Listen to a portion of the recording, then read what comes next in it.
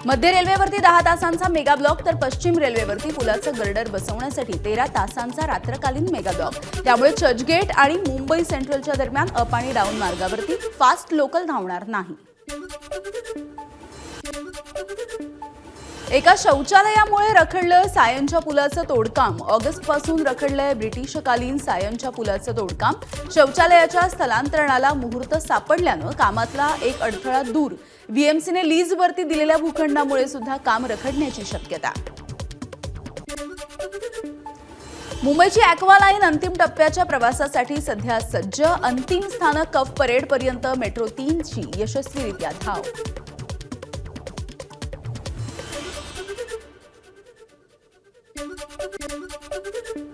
राज्यामध्ये वाहनांची HSRP plate लावण्याचे दर अन्य राज्यामधल्या दरांच्या प्रमाणेच।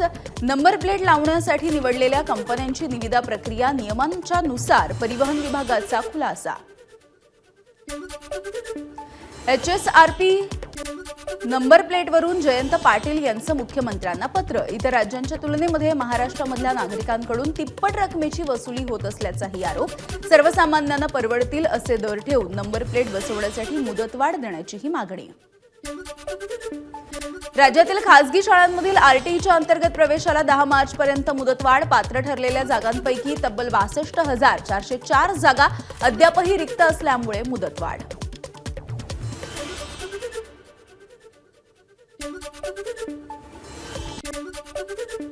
राज्यामध्ये 11वीचे प्रवेश होणार ऑनलाईन। 2025-26 या शैक्षणिक वर्षापासूनचे ऑनलाईन पद्धतीने सुरू होणार प्रवेश।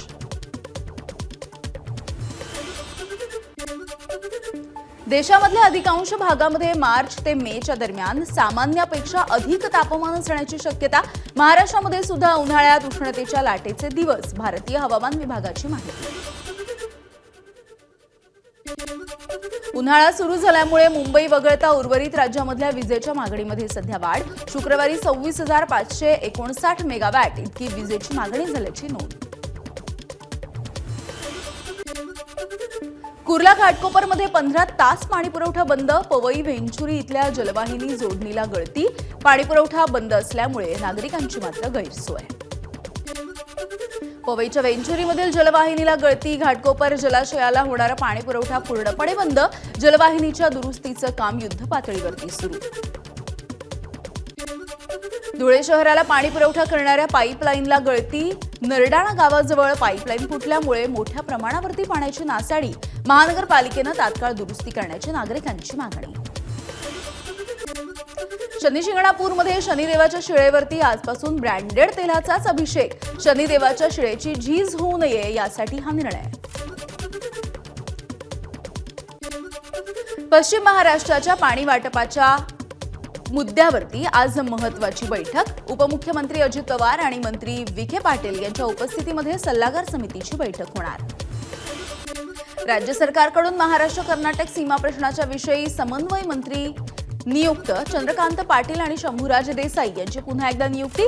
सीमा भागामधील मराठी बांधवांचे प्रश्न जाणून घेण्याची दोघांवरती जबाबदारी।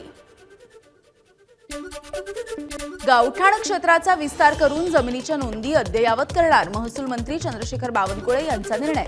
पहिल्या टप्प्यामध्ये गावठाण क्षेत्राचा विस्तार करून त्याच्या नोंदी तयार केल्या जातील। काल मातोश्रीवरच्या बैठकीमध्ये विरोधी पक्षनेते पदासाठीचं नाव जवळपास निश्चित। भास्कर जाधव यांचं नाव आघाडीवर तर मुंबईतील आमदारांचा आदित्य ठाकरे यांच्यासाठी आग्रह। सुनील प्रभू यांच्या नावाचा सुद्धा विचार सुरू। विरोधी पक्षनेत्यासाठी संख्याबळच नाही, थोडेफार पक्षात राहिलेले लोक टिकून राहावेत यासाठी प्रत्येकाला विरोधी पक्षनेतेपदाचं गाजर दाखवलं जातंय। राधाकृष्ण विखे पाटील यांची टीका।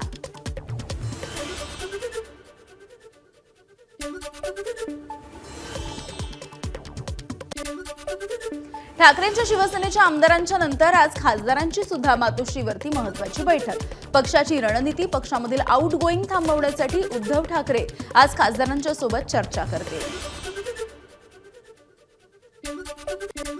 ठाकरे हे पाप लपवण्यासाठी लंडनला जातात। उद्धव ठाकरेंच्या टीकेला शिंदेंचं प्रत्युत्तर।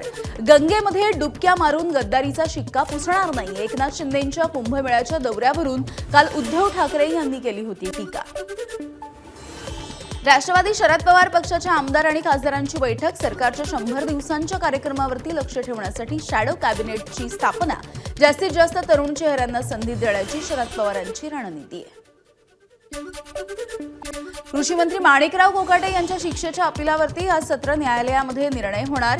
शासनाची फसवणूक केल्याच्या प्रकरणी न्यायालयाने कोकाटे यांना 2 वर्षांची शिक्षा सुनावली आहे आणि याच शिक्षेला कोकाटे यांचं आव्हान यावरती आज निर्णय येईल. संतोष देशमुख हत्येच्या प्रकरणी केज जिल्हा सत्र न्यायालयाकडे आज हा तपास वर्ग होईल. आजपासून संतोष देशमुख हत्या प्रकरणाची सुनावणी केज न्यायालयामध्ये. बीडच्या मकोका विशेष न्यायालयाकडून केज सत्र न्यायालयाकडे हे प्रकरण वर्ग. कॅबिनेट मंत्री धनंजय मुंडेंकडून पुन्हा एकदा कामकाजाला सुरुवात. अंत्योदय योजनेच्या संदर्भात मुंडेंनी घेतली बैठक. डोळ्यांच्या ऑपरेशनच्या नंतर मुंडे गेल्या काही दिवसांपासून सक्तीच्या विश्रांतीवरती होते. बीड जिल्ह्यामध्ये ड्युटी नको म्हणत एकूण 107 पोलीस अधिकाऱ्यांनी दिले बदलीचं निवेदन. त्यामुळे बीडच्या पोलीस दलामध्ये सध्या खळबळ. न्यू इंडिया कोऑपरेटिव्ह बँक घोटाळ्याच्या प्रकरणी 2 वॉन्टेड आरोपी देश सोडून फरार. व्हाईस चेअरमन हिरेन भानू आणि त्यांची पत्नी चेअरमन गौरी भानू हे दोघंही आरोपी असल्याची माहिती आहे. बीकेसीच्या एमएमआरडीए मैदान परिसरामधून बांगलादेशी नागरिकाला अटक. बीकेसी पोलिसांची मोठी कारवाई. सदर व्यक्ती 25 वर्षांपासून ओशिवरा बेहरामबाग या परिसरामध्ये वास्तव्यासाठी होता. गुरमीत राम रहीमच्या तात्पुरत्या सुटकेच्या विरोधातील याचिकेवरती सुनावणी करण्यासाठी सर्वोच्च न्यायालयाचा नकार. न्यायमूर्ती प्रशांत कुमार मिश्रा यांच्या खंडपीठासमोर दाखल करण्यात आली होती याचिका. पुणे बलात्कार प्रकरणामध्ये मोठी अपडेट. आरोपी दत्तात्रय गाडे याला 12 मार्चपर्यंत पोलीस कोठडी. पुणे बलात्कार प्रकरणी आरोपीच्या वकिलांचा धक्कादायक असा दावा. तरुणीने सहमतीने शारीरिक संबंध ठेवल्याचा आरोपीच्या वकिलांचा दावा. महापुरुषांबद्दल आक्षेपार्ह वक्तव्य करणाऱ्या प्रशांत कोरटकरला अटक करण्याच्या मागणीसाठी आज नागपूरमध्ये सकल मराठा समाजाचा मोर्चा. शिवप्रेमींच्या वतीनं बाईक रॅलीचं आयोजन. महापुरुषांचा अपमान करणं, सामाजिक तेढ निर्माण करणं या प्रकरणी प्रशांत कोरटकरवरती नागपूरमध्ये सुद्धा गुन्हा दाखल. तसंच कोल्हापूर पोलिसांचा तपासही सुरू. शिवाजी महाराजांचा अवमान करणाऱ्या प्रशांत कोरटकरवरती देशद्रोहाचा गुन्हा दाखल करा मनसेची मागणी. गुन्हा दाखल न केल्यास कोरटकरचं मुंडकं छाटण्याची सुद्धा मनसेचे जिल्हाध्यक्ष आदित्य दुरुककर यांची भाषा. धुळ्यामध्ये सुद्धा प्रशांत कोरटकरच्या विरोधात मराठा समाज आक्रमक. कोरटकरवरती कठोर कारवाई करण्याची मागणी.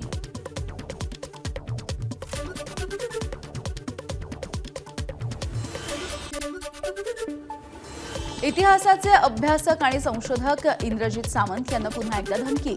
सोशल मीडियावरती कमेंट करून जीवे मारण्याची धमकी. केशव वैद्य नावाच्या व्यक्तीने धमकी दिल्याचं समोर. महापुरुषांच्या अनधिकृतपणे बसवलेल्या पुतळ्यांवरून झालेल्या वादाचं प्रकरण. बुलडाण्याच्या खामगाव तालुक्यामधल्या वझर गावामध्ये 2 समाजामधल्या राड्याच्या नंतर तणावपूर्ण शांतता. पोलिसांनी दोन्ही गटांची समजूत काढली.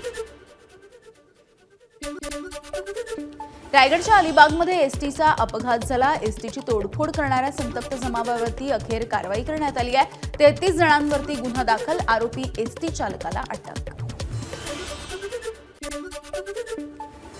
भंडाऱ्याच्या डोंगरी मॉलमधून मॅग्नीजची चोरी करणाऱ्या 4 अटक तर 3 जण फरार. जेसीबी सोबतच 50,54,000 रुपयांचा मुद्देमाल जप्त. फेब्रुवारीमध्ये मुंबईत 12,000 घरांची विक्री. घरांच्या विक्रीमधून राज्य सरकारला मिळाला 900 कोटींपेक्षा अधिकचा महसूल. एकूण घर विक्रीच्या 30% घरं ही 50 लाख ते 1 कोटी तर 26% घरं 50 लाखांपर्यंतची. राज्यामधील अनधिकृत बांधकामाबद्दल राज्य शासनाकडून मार्गदर्शक सूचना जारी. अनधिकृत बांधकामं ही तात्काळ तोडण्याचेही आदेश. कल्याण डोंबिवलीमधील 65 इमारतींच्या घोटाळ्याचं प्रकरण. 65 इमारतींमधील नागरिक बेघर होणार नाहीत. बिल्डरांनी खोटे पेपर तयार केलेले असतील तर त्यांच्यावरती कडक कारवाई केली जाईल. आमदार राजेश मोरे यांची ग्वाही. मुंबईच्या पश्चिम उपनगरामधल्या काँक्रिटीकरण कामांची अतिरिक्त महानगरपालिकेचे आयुक्त अभिजित बांगर यांच्याकडून पाहणी. बॅरिगेटिंग सुयोग्य पद्धतीनं करून अधिकाधिक रस्ता वाहतुकीसाठी खुला करावा, यासाठी बांगर यांचे निर्देश. वसई विरार महानगरपालिकेमध्ये कार्यशाळा. यावेळेला वसई विरार शहरामध्ये झोपडपट्टी पुनर्वसन योजना राबवण्यासाठी SRA स्कीमच्या संदर्भात दिली जाते माहिती. मंत्री नितेश राणेंचा अनधिकृत मासेमारी करणाऱ्या कंत्राटदारांना मोठा धक्का. धरणांमधील अनेक वर्ष बेकायदेशीर मासेमारी करणाऱ्या कंत्राटदारांचे ठेके सुद्धा रद्द. या ठेकेदारीमध्ये विशिष्ट धर्माचे लोकच वर्षानुवर्ष टेंडर घेत असल्याचा नितेश राणे यांचा दावा. नरहरी झिरवळ यांनी स्वीकारलं भंडाऱ्याच्या आदिवासी मुलींचं पालकत्व. वसतिगृहामध्ये प्रवेश मर्यादित असल्यामुळे अनेक मुली शाळा बाह्य होण्याची व्यक्त केली भीती. नांदेडमध्ये उपमुख्यमंत्री अजित पवार यांनी घेतली माजी खासदार भास्करराव खदगावकर यांची भेट. खदगावकर पुन्हा एकदा राष्ट्रवादीमध्ये जाणार का, असा प्रश्न विचारल्यास कार्यकर्त्यांच्या सोबत बैठक घेऊन निर्णय घेणार, खदगावकर यांचं वक्तव्य. रायगडमध्ये ठाकरेंच्या शिवसेनेला मोठा धक्का. टोल मोहल्ला गावामधील शेकडो मुस्लिम कार्यकर्त्यांच्या शिंदेंच्या शिवसेनेमध्ये पक्षप्रवेश. मंत्री भरत गोगावले यांच्या उपस्थितीमध्ये हा पक्षप्रवेश संपन्न. डहाणू पंचायत समितीच्या अनेक कार्यकर्त्यांचा शिंदेंच्या शिवसेनेमध्ये प्रवेश. यामध्ये ठाकरेंची शिवसेना, राष्ट्रवादी, शरद पवार पक्ष आणि मनसेच्या कार्यकर्त्यांचा समावेश. त्यामुळे डहाणू विधानसभेमध्ये शिंदेंच्या शिवसेनेची ताकद वाढली. परभणी महानगरपालिकेमधील काँग्रेस आणि राष्ट्रवादी, शरद पवार पक्षामधील 15 माजी नगरसेवकांचा अजित पवार यांच्या राष्ट्रवादीमध्ये प्रवेश. नवाब मलिक यांच्या उपस्थितीमध्ये पक्षप्रवेश संपन्न.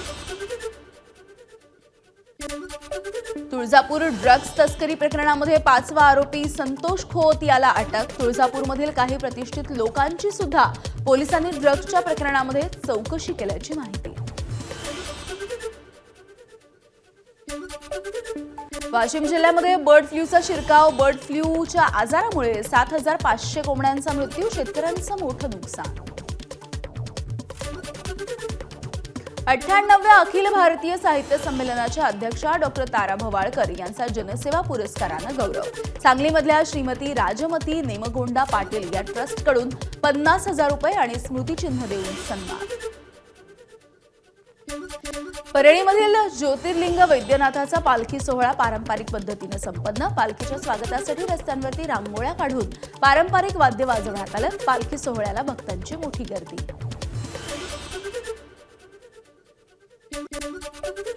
90,000च्या उंबरठ्यावरती पोहोचलेल्या सोन्याच्या दरामध्ये काहीशी घट. गेल्या 24 तासामध्ये सोन्याच्या दरामध्ये 1,200 रुपयांची घसरण.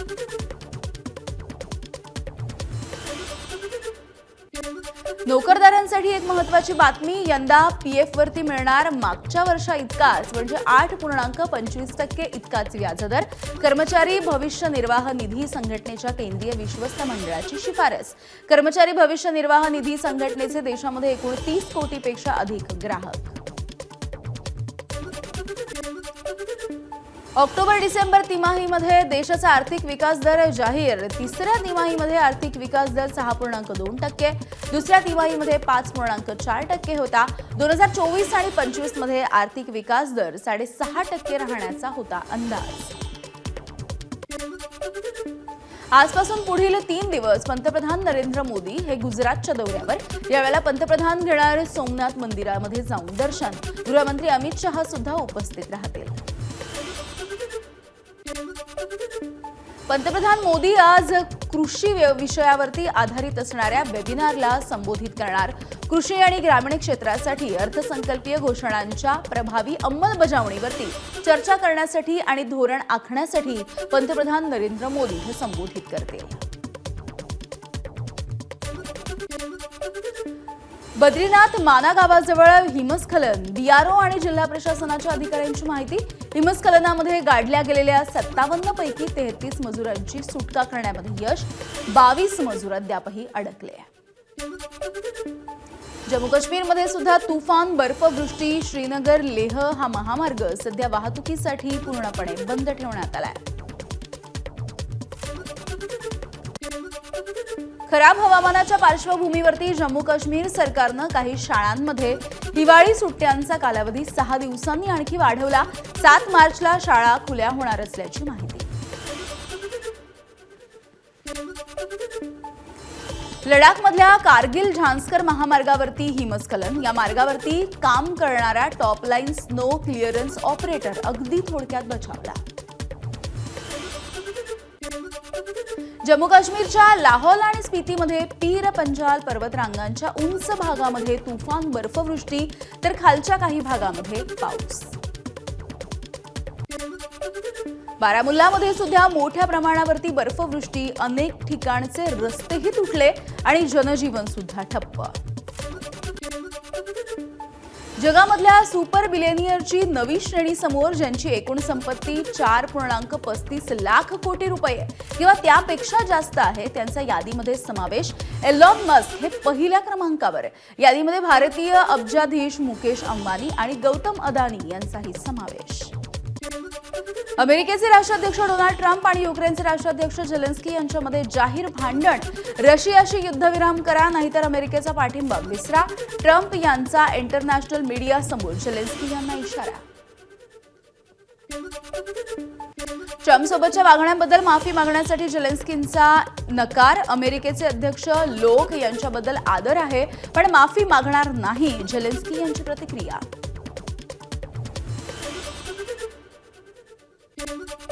ट्रम्प आणि वान्सचा संयम एक चमत्कारच म्हणायला हवा. ट्रम्प आणि झेलेन्स्की यांच्या खडाजंगींच्या नंतर रशियाचे परराष्ट्र मंत्री मारिया झाकोरावांची प्रतिक्रिया. झेलेन्स्कीनं युक्रेन एकाकी होता म्हणणं हा खोटारडेपणा, अशी सुद्धा प्रतिक्रिया. एबीपी माझा, उघडा डोळे बघा नीट.